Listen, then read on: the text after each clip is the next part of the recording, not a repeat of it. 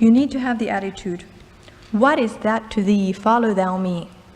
Make sure your struggle with her isn't deep inside jealousy or envy because you cannot be like her. Let your radiancy and your contentment win her over and be attracted to what you have. But if you do have a concern and you feel like you need to rebuke or exhort someone, don't go until you are totally free from attitude of jealousy or attitudes of looking down on someone. And once you are rid of those attitudes, that will be the hardest thing you could do, is go to her. And it is only when it is that hard for you that you can say it with a humble attitude that she can receive it.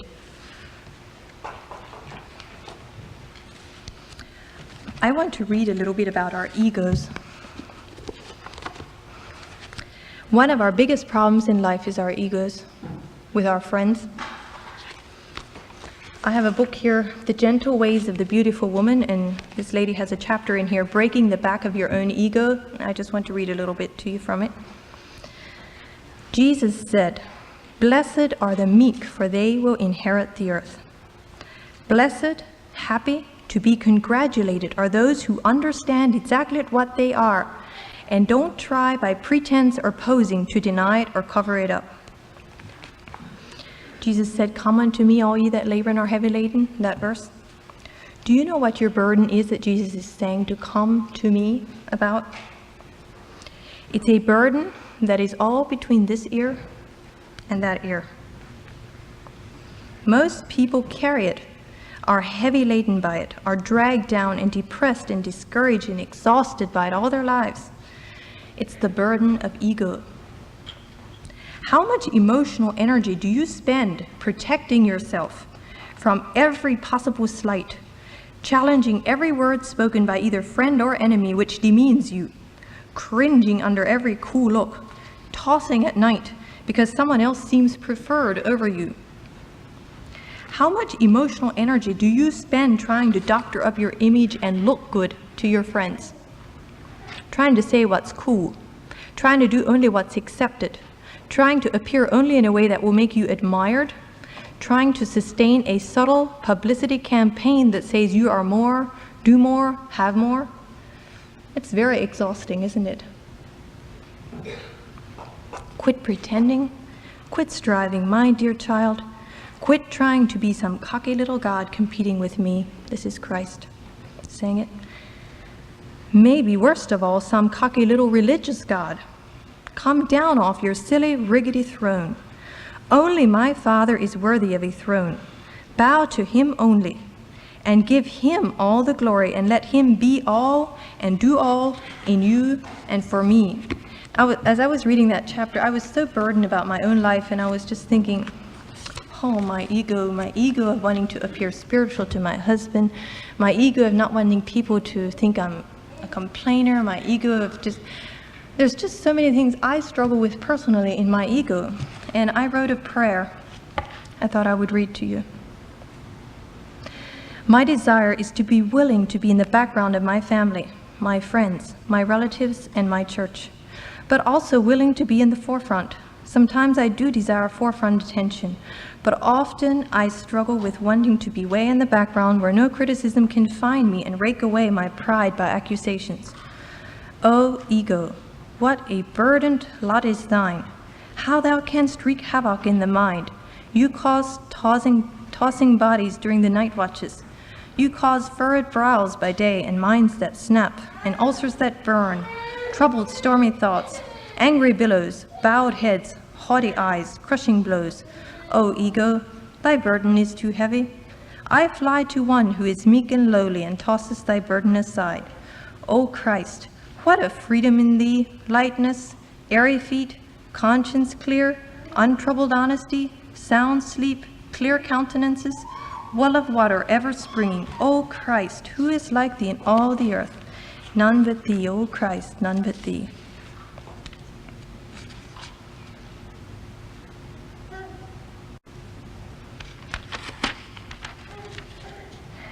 Okay, now I have something else to share. Sometimes we really desire a closeness with the Lord, and we say, Lord, please somehow make me closer with you, that I know you and I know your presence more and I experience it more. And then God brings pressure into our life, maybe by someone else that is really putting pressure on our life, and we are realizing our feelings of bitterness and hatred inside. And instead of finding Christ as our sufficiency, that is what God is bringing into our life, that we can know Christ better. But we feel a little pressure inside, then we go and we share with someone. First of all, we might pray. We pray to God, God, I'm having a struggle with this. Would you please help me? And just help me not to have bitterness and forgiveness, and that I could forgive her. And then we get up. And then we still have that pressure. We didn't really feel released just saying that to God. So we call our best friend up, or we talk to, someone that's close to us, and we tell them the whole story. And do you know what you just did? You rejected and replaced Christ by your friend. The very thing that Christ knew that is going to draw you closer to him than anything else, you went and you let the pressure inside of you spill out by saying it to somebody else. And that pressure was supposed to be the very thing that draws you close to Christ. I want to share something with you. Some time ago, I was feeling a tremendous amount of pressure in my life by someone. And I struggled so deeply. I don't know if anything I yearn to do more than call up my mom and just tell her what I'm going through. I longed to tell Mom what I was going through and just have her comfort me and encourage me, but just to let it out to somebody else so that they know that I'm really struggling. I felt guilty calling my mom because I knew that if I share this with my mom, this other person's is going to be lowered in her opinion. And I could not conscientiously bring myself to do that. I just felt like, is it really right to put that on my mom? And this pressure grew so great inside of me. It was just about crushing. One night I went to bed and I couldn't even sleep. And it was when it got so great I couldn't carry it anymore, and I knew I couldn't spill it out to other people. I started praying, and I prayed like I don't very often pray. And I said, God, I choose to forgive. You have got to help me in this. And I started really, really going to Christ, not just superficially praying to him and then taking my burden off by giving it to someone else. It was amazing. Within minutes, that burden was gone. And for days, and even now yet, I feel like I'm living in the light of a closeness with Christ in going through a crisis that I would not known had I shared this with my mother and taken the burden off of my heart. And my encouragement to you is this. We often think, well, friends are to share, and they are, and we encourage each other. But there are things that are not to be shared to your friends because they are human beings, and nobody is capable of taking that burden except God himself. And the very things God brings into your life to draw you closer to him, let it draw you closer to him. Let the pressure become so great till you know you do not have the ability to handle it anymore. And when that happens, that's when you go to Christ and you find his fulfillment. I found that out after we moved here. I struggled so tremendously at times at the thought of not having more children. And it was because of the aloneness that I felt in the struggle that made me go to Christ, because suddenly it dawned on me that nobody can really take this burden from me. And I shared with my husband, and my husband could comfort me, but it didn't take the pain away from me. And I started realizing just what for God is. One evening it was so crushing. I was in bed and I just prayed and prayed. And I said, God, I cannot take this anymore. And that's the thing. We humans cannot handle a lot of pressure. Just don't let it spill out to other people. Sometimes you might need to, but not nearly as often as you think. Let it go to Christ, because I took that burden to Christ, and I'll tell you this, I feel Sometimes like I'm surely one of the happiest women in the world. He so completely answered my prayer, because I said, I cannot be happy, God. You have to do this for me. And he took that burden. He did. It is rarely overwhelming for me, if at all, anymore. And it is through those things, if you just discover how real and how powerful he is, dare not to tell your friend the next time. Go to him. Okay, our boyfriends. I talked about the keeping of our heart. As we get 12 years old, we wake up to the love nature, or a little younger. Our heart is like an enclosed bubble of liquid affection. Guard that affection jealously. Keep it for only one man. I will have to go faster over this, so I'm going to be reading a lot. Please bear with me. Many girls spill and splash it on this one and that one till their hearts are empty and disillusioned. They can hardly, if at all, recognize the right man when he comes, and then they need to try to work up affectionate feelings to go with their commitment. There is a wonder and miracle of deep happiness that occurs when for the first time you know that you love a man and a man loves you. There's no denying that. Many girls are impatient and they try to make this happen. They use their imagination full tilt all the time. And because of age or circumstances, the tiny romance fails after a bit, and then they switch to another and another until they feel wearied, old, and disillusioned long before their time. They cannot resurrect those wondering, odd feelings for the right one when he comes. It is totally unfair to your future husband. Many times you just think of yourself and you think, well, I can handle it. I can work up these affectionate feelings when the time comes. You are being unfair to your future husband by spilling your affection right and left to different boys. Would you like to know that you are the 12th girl in line when your husband comes along, that he's spilling his affection out on, and he truly felt very affectionate towards 12 girls before you? Wouldn't you fear that you wouldn't meet up to his requirements or quite what some of those other 12 were? Be fair to your husbands.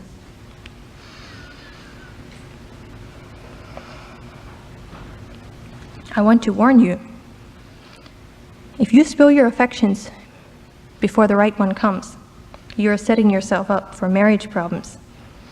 You will compare how you feel towards him with how you felt towards the others. It is unfair to you and to him. You will be puzzled. You won't know if you love him or if you don't love him. You are setting yourself up for heartbreaks. Another thing to remember is girls do tend to take flirtations much more seriously than boys do.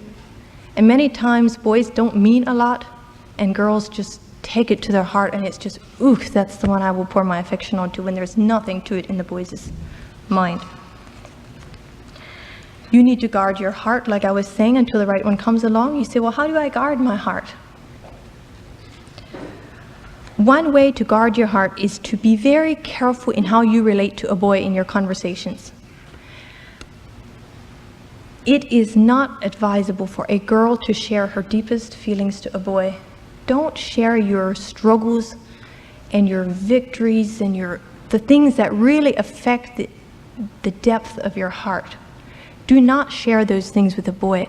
There is something about open communication and sharing that draws one heart to another, and you need to guard your heart against that. Another thing, you guard your eyes. There is power in eyes. If you laugh with a boy, looking in his eyes all the time, there is something that just, a knot is tied, just that easily. And that is one way you need to guard your heart. If a man or a boy looks at you long, or if you start laughing or something, just drop your eyes, guard your heart, and don't let those love knots be tied by mutual eye gazing. 1 Timothy 2:9 says, adorn yourself with shamefacedness. Shamefacedness comes in that with eyes. Don't have bold eyes that gaze, that tie these knots of love. Number 3, how to guard your heart is never imagining something that didn't happen, and I brought that out before. Number 4, Do not put yourself in the way of temptation. Dark cars, riding alone, maybe horseback riding, romantic situations that you think are kind of romantic, avoid them. You do not know your own heart sometimes, and sometimes you're infatuated before you realize it. Do not read romance novels or watch videos that awaken that desire in your heart to have something before it's time or before God gives it to you.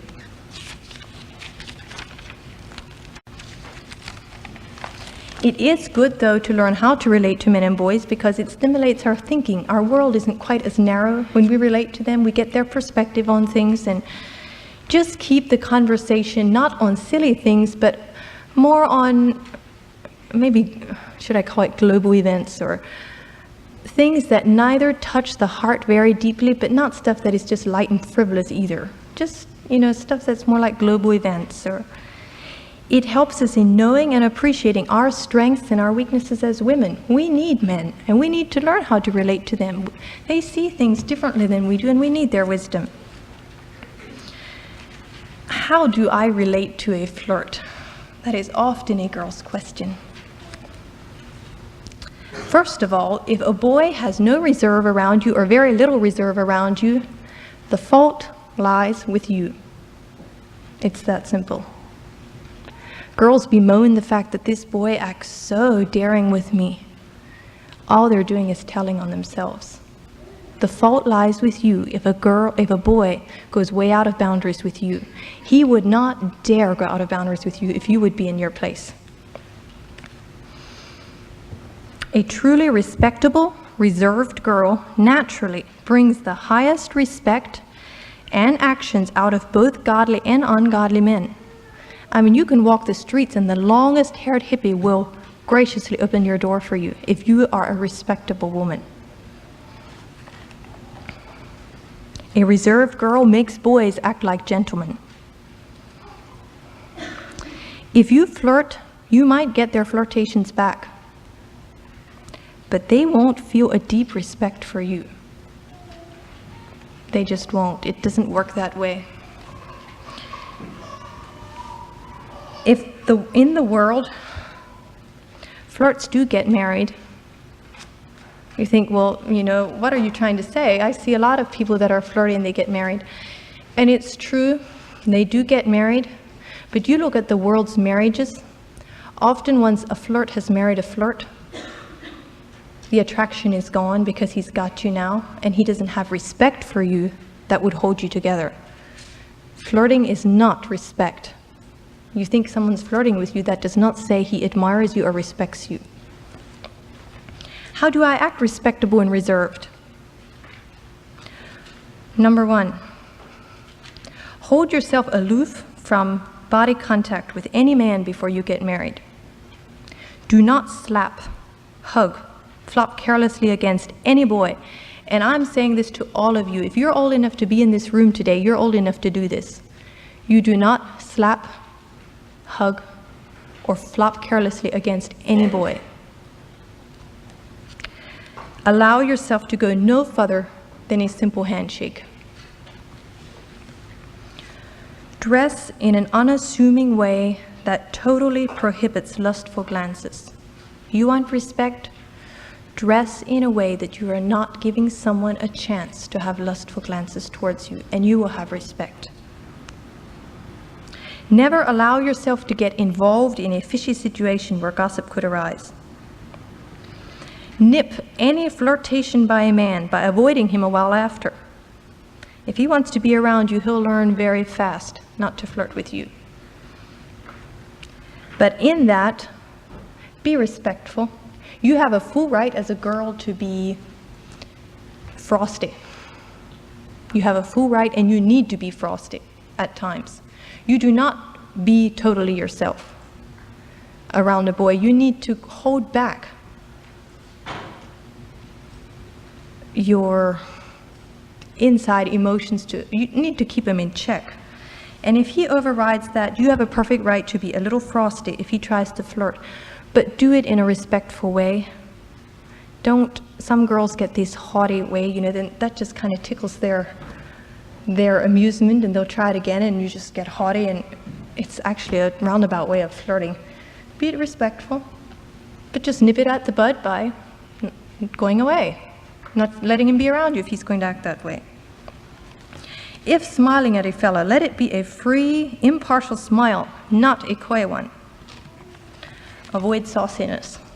Sometimes we want to be cute and we're saucy, and all we do is appear a little vulgar. Okay, our strangers. Before I go on to that, I surely, with all these hours of being up here, can honor my husband a little bit. Some girls feel like if I don't do anything to bring somebody my way, I will never have a chance. That is totally false. If you give yourself in God's hands, who arranges all people in all circumstances by however He wants to, you have the biggest chance of getting married. If He wants you married. Did you know that? Because He is moving the chess pieces. I so much had to give up my dreams when we left the Mennonite church, and some of the things I say to you might seem contradictory. Well, how could you be this type of person and this type of person in your short lifetime? Well, I had a lot of growing up to do. A lot of the stuff that I was relating to you that I went through as a girl was through some of the Mennonite churches, and leaving them was what brought growth out in my life and where I learned the other side of it. And I had to give up this thought of having anything to do with getting a husband. Thank you.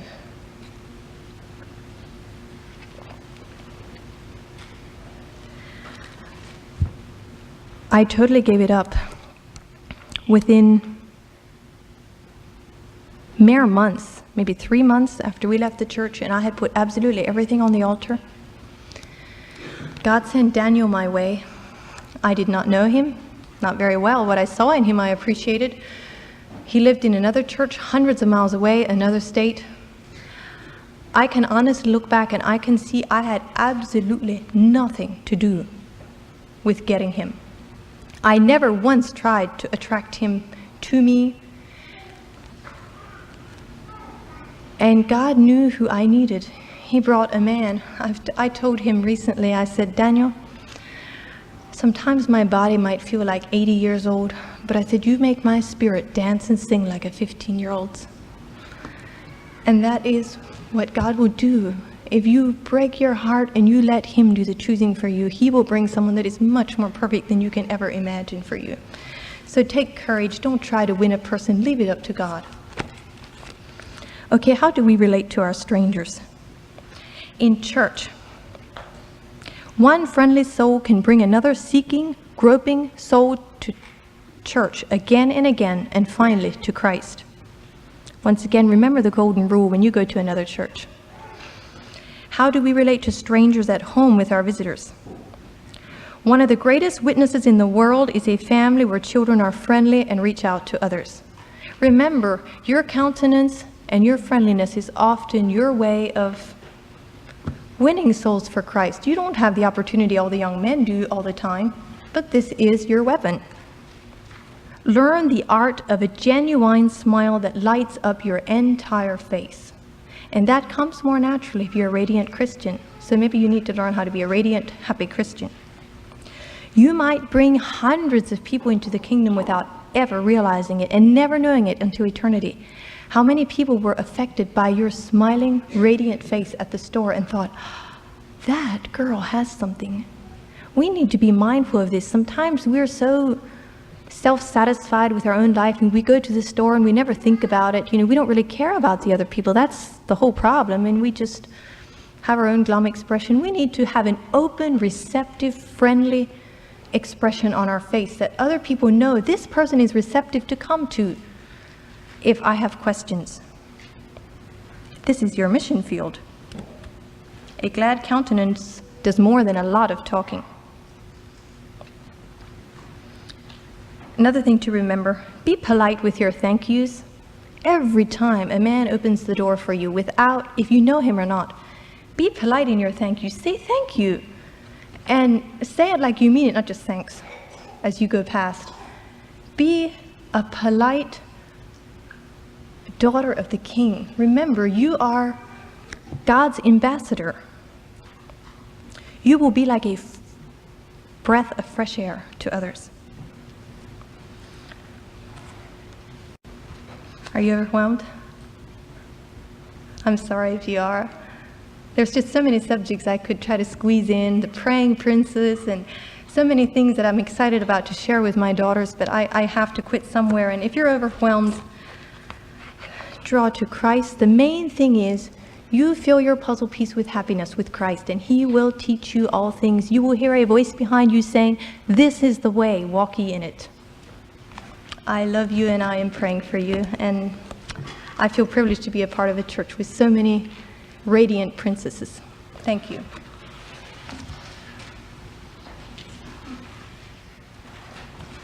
If you need to leave, don't hesitate. If you have a time frame here where you're needing to leave, we won't be at all offended. I had a thought that stood out to me, Dora, something I've often wondered about. When we speak about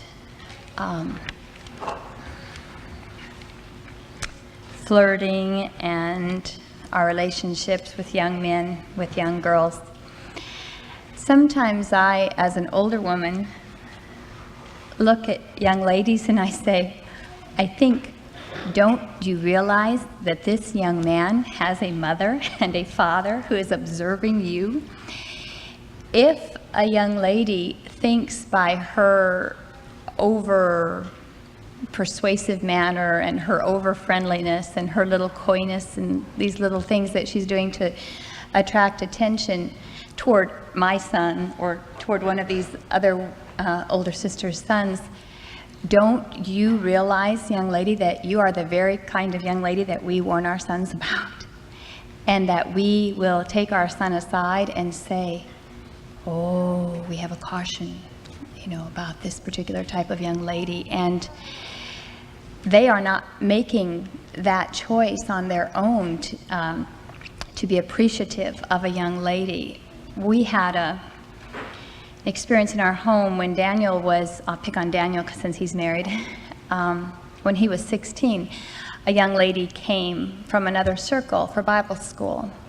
A very attractive, vivacious, friendly girl. You just, at first thought you just liked her because she was just very, very friendly. Well, it didn't take many hours in our home of her sitting on the floor playing with the little boys and her drawing on Daniel for Papa to take Daniel aside and say, I want you to know I'm not happy with this young lady's behavior. And Daniel, at age 16, may have been following her a bit. He let her sweep him along, in a few conversations, and he was being flattered. There's no doubt that, my, she's so appreciative of me, and she thinks I'm wonderful, and just in, this short first evening there. But after that first night, Papa had a talk with Daniel and told him he needs to put a reserve. He needs to set a reserve that will discourage her behavior.